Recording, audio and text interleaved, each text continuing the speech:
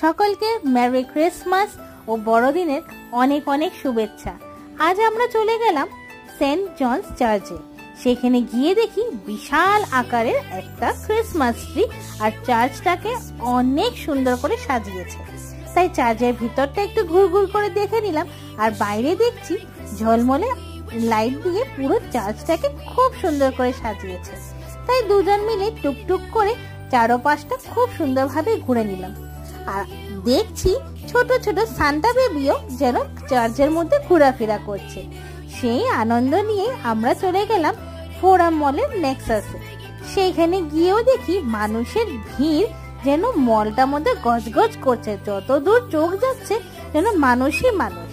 সেখানে সারা পাশ আমরা ঘুরলাম ফিরলাম, খাওয়া দাওয়া করলাম, আর মল থেকে বেরিয়ে দেখি বিশাল আকারের সান্তা ক্লজ। দেখে তো চোখ একদম ধাঁধিয়েই গেল।